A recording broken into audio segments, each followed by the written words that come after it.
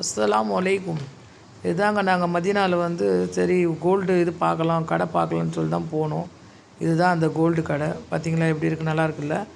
ஆனால் என்னென்னா கண்டிப்பாக நம்மளுக்கு அங்கே அரபி தெரிஞ்சிருக்கணுங்க, இல்லைனா நம்மளை வந்து ஏமாற்றிடுறாங்க. நாங்களே போயிட்டு வந்து சரியாக பர்ச்சேஸ் பண்ண முடியல.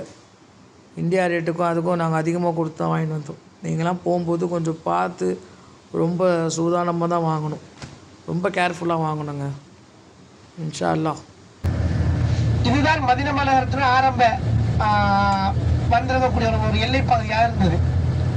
இப்படி வந்திறங்கிய ரசூலுல்லாஹி ஸல்லல்லாஹு அலைஹி வஸல்லம் அவர்கள் ரபியுல் அவ்வல் மாதம் பிறை 8ஆம் நாள் திங்கட்கிழமை அதிகாலை பொழுது வந்தவர்கள் செவ்வாய்க்கிழமை, புதன்கிழமை, வியாழக்கிழமை, வெள்ளிக்கிழமை அதிகாலை பொழுது என இந்த குபா என்கின்ற பகுதியில் 4 நாட்கள் முழுவதுமாக தங்கியிருக்கிறார்கள்.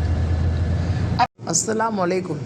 அந்த காலத்தில் மதீனா மாநகரில் மஸ்ஜிதுல் குபா தான் வந்து அதோட எல்லையாக இருந்துச்சு.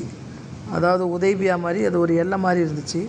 அல்லாவை தொடுவதற்காக வேண்டி அங்கே ஒரு மஸ்ஜித் கட்டலான்னு சொல்லிட்டு முஹம்மது ரசூல் ஸல்லல்லாஹு அலைஹி வஸல்லம் அவர்கள் வந்து யோசித்தாங்க. யோசிச்சுட்டு இருக்கும்போது எல்லா சஹாபாக்கள் சொல்கிறாங்க, எங்கள் இடத்துல கட்டுங்க, எங்கள் இடத்துல கட்டுங்க, நான் தரேன், நீ தரேன்னு சொல்லிட்டு ரொம்ப வந்து அவங்க ஆர்வமாக இருந்தாங்க.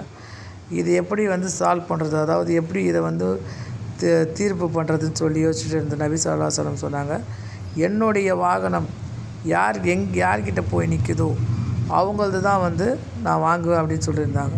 இந்த வாகனம்ன்றது தான் என்னன்றது நான் உங்களுக்கு நாளைக்கு எபிசோடில் வந்து சொல்கிறேன். அந்த மாதிரி கட்டப்பட்டது தான் மஸ்ஜிதுல் குபா. இதை பற்றி வந்து நான் திருப்பி எக்ஸ்பிளைன் பண்ணுறேன் அடுத்த இதில் வந்து. இப்போ நாங்கள் அங்கே தான் போயின்னு இருக்கோம். அஸ்ஸலாமு அலைக்கும்.